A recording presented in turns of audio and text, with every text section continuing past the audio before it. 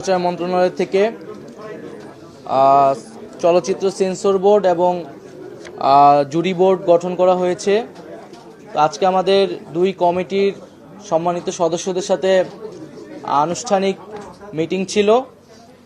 তো এই বিষয়ে সেন্সর বোর্ড নিয়ে কিছু আলোচনা আমরা করেছি। আপনারা জানেন যে 2023 সালে বাংলাদেশ চলচ্চিত্র সার্টিফিকেশন আইনের একটি গ্যাজেট হয়েছিল, কিন্তু ওই গ্যাজেটের কোনো বিধিমালা তৈরি হয়নি এখন পর্যন্ত। এবং বিগত রেজিমেও যে সেন্সর বোর্ডটি এবছর গঠন করা হয়েছিল সেটিও কিন্তু 1963 সালের যে আইন, সেই আইন অনুযায়ী করা হয়েছিল, যেহেতু গ্যাজেটের বিধিমালা ছিল না। ফলে সেই ধারাবাহিকতায় সেটাকে অনুসরণ করেই আপাতকালীন সময়ে সিনেমার জগতে যাতে আর্থিক ক্ষতি না আসে ব্যবসায়ীদের, এই কারণে একটা আপাতকালীন আমরা সেন্সর বোর্ড তৈরি করেছিলাম। কিন্তু আমরা দেখতে পাচ্ছি যে যেহেতু 2023 সালে একটি আইন হয়ে গিয়েছে গ্যাজেট, এবং এই আইনটি নিয়ে আমরা আজকের মিটিংয়ে দীর্ঘ পর্যালোচনা আলোচনা করেছি।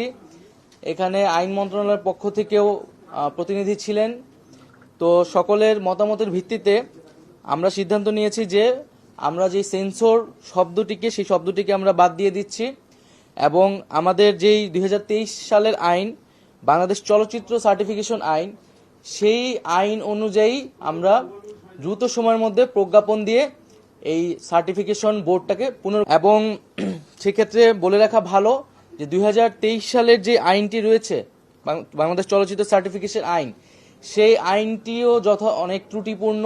সেই আইনের অনেকগুলো ত্রুটি নিয়ে প্রাথমিকভাবে এখানে আলোচনা হয়েছে, এবং সেই আইনটিও নানা অংশীজনের সাথে আলোচনা করে সংশোধনের জন্য আমরা কাজ করব। সেই প্রস্তাবনা তৈরি করা হবে।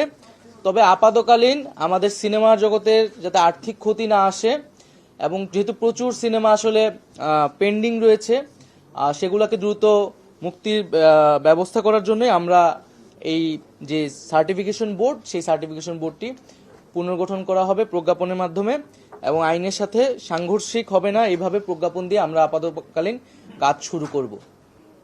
তো এটি ছিল আমাদের সেন্সর বিষয়ে আমাদের অবস্থান।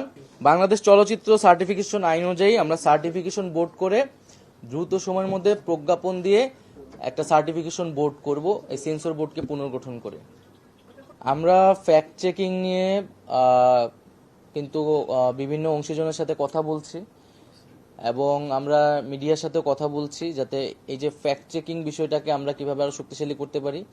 সোশ্যাল মিডিয়ায় এই ধরনের যাতে গুজবগুলা আর ভেরিফিকেশন করে যাতে মানুষের কাছে সত্যটা উপস্থাপন করা যায়, মানুষ যাতে গুজব বা মিথ্যা দ্বারা প্রভাবিত না হয়, সে বিষয়ে আমরা ফ্যাক্ট চেকিং নিয়ে নতুন করে ভাবছি এবং একটা সেল করার পরিকল্পনা